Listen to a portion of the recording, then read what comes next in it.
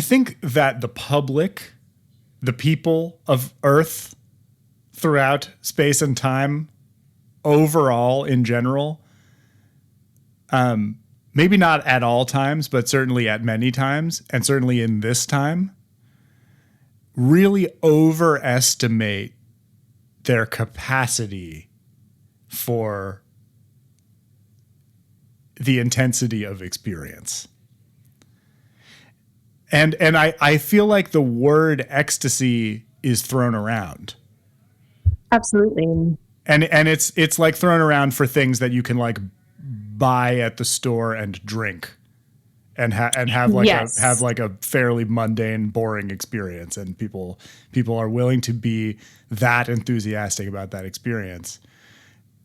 And I'm not really trying to talk down on people's experiences of ecstasy or ability to experience ecstasy, but I feel like there's something here about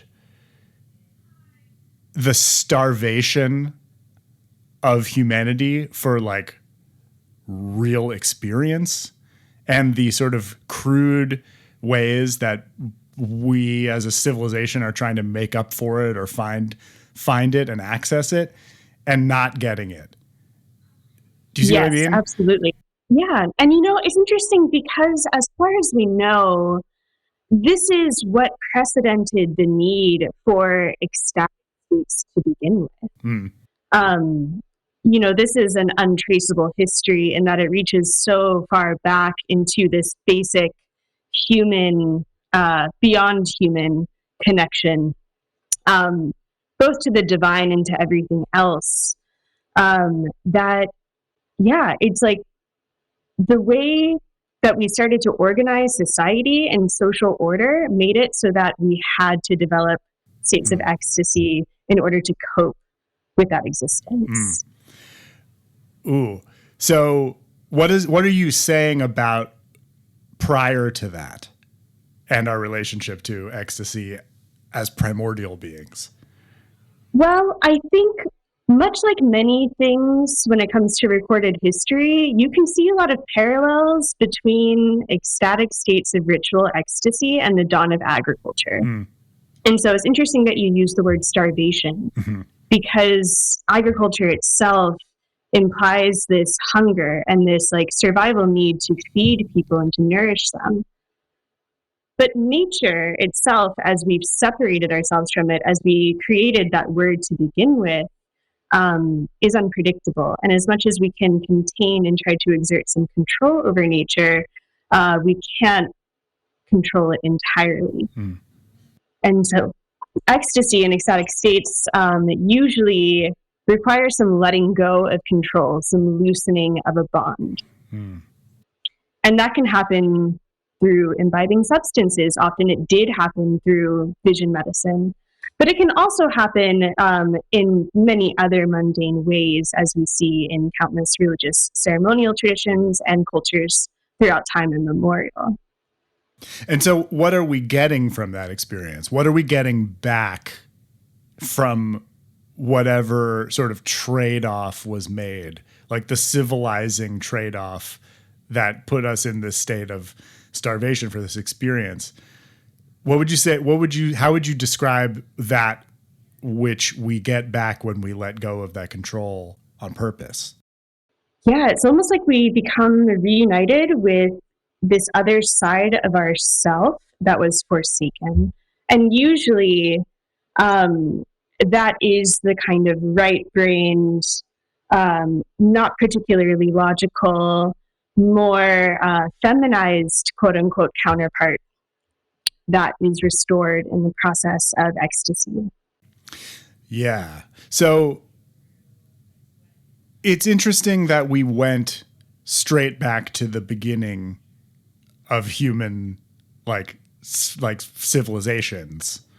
Right. Yeah. Well, that was one way to begin. Another way to begin would have been through, the 30-year history of rave culture. Sure. Okay. Let's talk about let's talk about both. Because, we both intersect with that movement in pretty interesting ways. It's true. And I think that there is certainly in sort of my my end of things in that culture, there was a really conscious sense of trying to recapture something or reconstruct something or return to something, though not in a fetishistic way, right? Like in a way that was modern, contemporary, but a contemporary expression of something ancient. And it really does sort of, it's like unavoidable in any kind of rave scene. And I'm trying to use that word in as broad of a way as possible, like any sort of like trance music driven environment. The sense that something ancient is going on is always very close to the surface. Definitely. What I think my question about it is, why do you think that seems like such a contemporary movement, maybe like musically, aesthetically? Like, you know, I realize that like the 70s and 80s were actually kind of a long time ago now, but like at the same time, it still feels recent, right? And I wonder why you think that is. Well, I think the reason why it feels contemporary is mostly because of technology. We just didn't have, synthesis was very much an advent of the 20th century, as we've come to know it, but it's new technology that's based on old technology. So there's both a dissolving and a collapsing of time when you enter something like a rave space or a dance space. And then you also have this, contemporary technology that is allowing for us to have this shared experience. What do you think the job of the technology was in fomenting this movement? Like, is it that it makes it easy enough to create the experiences that they happen more readily or something like that? I think so. I think it's also getting back to this, ancient heart of the matter. Music has always been additionally used to evoke trance states. Right. And so utilizing technology like samplers, things that can keep a very recurrent, steady beat, are going to allow for a certain ease of tapping into that. That really does harken back to, ancient cultural traditions of music making that, previously you might see more in like a church setting or in ceremonial traditions. I'm thinking about the DJ as a character and how almost amusing it is when I stop and think about it, that rave scenes have been so determined to retain the role of the human artist conductor in the room, in somewhere where you can see them. Totally. And sort of give yourself over to them. And that like pressing play on a laptop and walking away from it doesn't do the job. No, it really doesn't. And there's many connections you could also draw between, being a DJ and being a magician, and states of ecstasy and trance and magic. Like there's similar, like when you get to the heart of it, there's a similar thing happening. And it's like, we want the DJ because we still want that, human connection driving it, I think, at the end of the day. And there's a certain unwillingness or an inability to totally submit to trance by way of a machine. Although this feels more like an end of the conversation than the middle of the conversation. But totally. Like people are going there more readily these days. They're more willing to let the machine control the experience in other realms. I mean, like, I don't think that AI has like taken over dance music yet, from Not what quite. I can tell, but like, I'm sure they're working on it. Absolutely. But then you get into this murkiness where it's like, is it the humanity or is it the consciousness? Because maybe as AI gets better, and this is kind of this is not the place that I started this conversation to go, but nor is it my realm of expertise, for the record. But I do think that as AI becomes more quote unquote conscious, or conscious in the way that we can relate to by way of our humanity, it might kind of dissolve the boundary of our separation. Ooh. Okay. Well, I still want to talk about human trances for the moment. Yes. I want to get into this magician thing that you just brought up, where it's like everyone on the dance floor is like in the music and having the experience of sort of being absorbed into the music. But there is one person who's sort of keeping their fingers on the pulse of it so that you don't have to, almost. Yeah, the DJ is making it so that you can lose your mind to the experience. And I think where the DJ connects to the magician is this drawing down of different elements in order to kind of have that sphere of control. And it's interesting because there's that that tension between control and release of control. Mm-hmm. And the DJ is a facilitator. And it's interesting that the facilitator of a group space that is all about existing in this space outside of civilized culture, that is kind of loosening our inhibitions, is also the one who's controlling everything. Yeah, that is kind of ironic. And there's I mean, it kind of harkens back to me to what you were saying at the beginning about like the whole compromise of like settling and becoming agricultural people in the first place, is that like then you have to suspend that control in order to experience what lies beneath that. Absolutely. And you know what's also interesting, as someone who practices magic,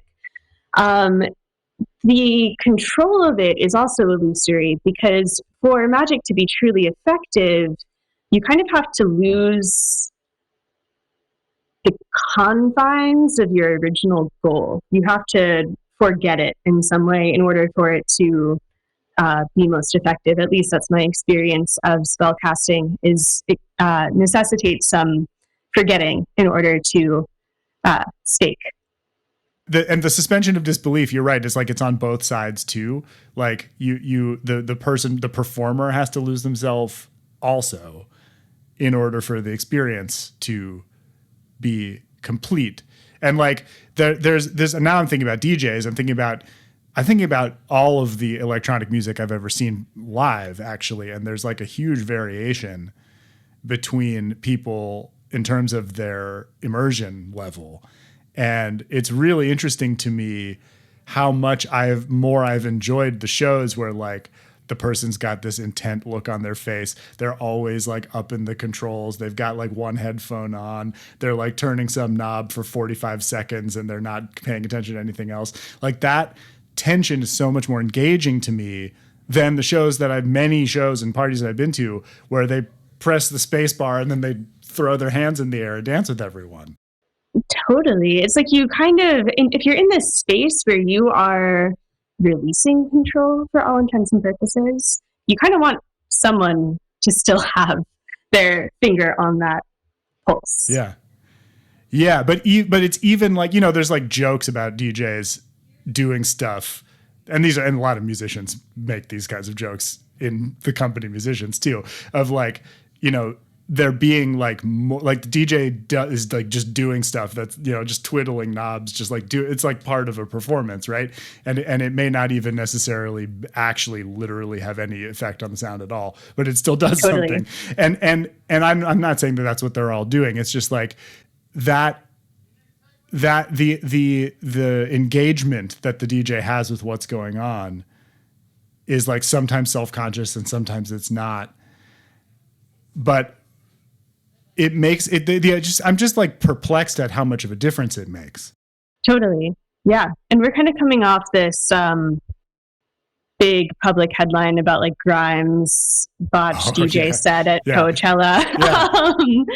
So yeah, this power that the DJ has been weirdly in the public zeitgeist, I would say. Yeah, that's a good point. And it's like really interesting how people are reacting to this, because they, you know, I feel like there's a lot of heat coming at her particularly from like her like near peers, her like contemporaries who are like, how did you not practice for your set at Coachella? You know, absolutely. And that's a fair point, but it's also just like the deep like mysteriousness of all of this is laid bare by something like this. Like what would you say happened on a mass scale when this happened? Like what was the effect of this? Well, what's kind of interesting from a more magical perspective about it is you had this DJ, this magician for all intents and purposes, this one person who's supposed to have some control over the situation, have no ability to control the situation. Yeah.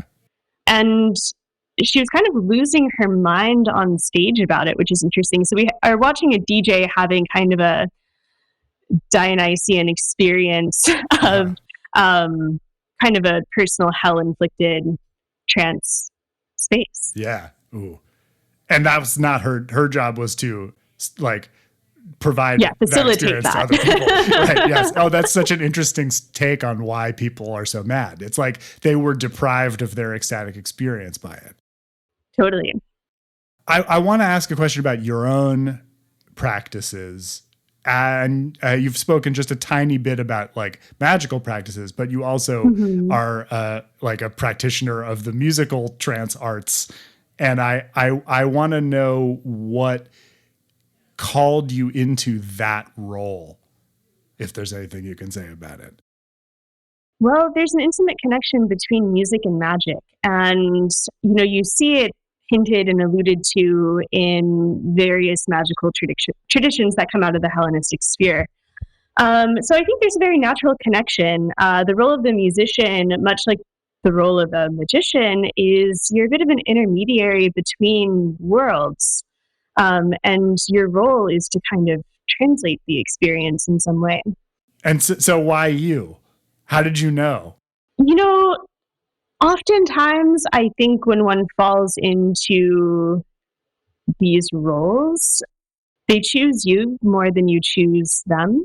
And that's not in a egotistical way. I'm actually saying that in kind of an egoless way, and that I wouldn't have consciously picked these things for myself because it's not always that fun or that lucrative to be in either of these spheres. You have to find a way. But yeah, I think there's a level of possession going on where what drew me to music was this need to translate an experience that I was already having on different levels of my conscious awareness and unconscious awareness. And to what end? Like, do you feel like you are liberating something in human beings by spreading this experience around? Is it like a therapeutic or healing modality? Like what is the, I'm not saying you have a reason necessarily, but it's like when the thing when the thing explains to you why, or if it explains to you why, what is it saying? Yeah, I don't know that I've ever gotten a very straightforward explanation. That would be nice. But what I can say is I'm so sorry, I lost myself in the question. Could you repeat that one more time? Are you saying that you had an ecstatic experience for a second? I did just lose myself in the experience and language just went blank. Well, that's pretty great. I mean, that's probably a fine answer, but what I asked was, like, what do you get a why as to why conducting that experience for other people is something that you are called in to do? I don't think I have ever thought about other people in it very often, maybe so that I could continue to do the thing for myself. But I will say, as someone who also often occupies the role of the diviner, just similar, another way that this can all play out, it is about loosening other people's minds. There is like a Dionysian quality to it, where often it is about allowing people permission to immerse in some type of experience, to honor their own truth, to facilitate their own path of healing. And my hope is that it is liberating and freeing in some way, though I release my attachment to whatever someone else derives from that experience too.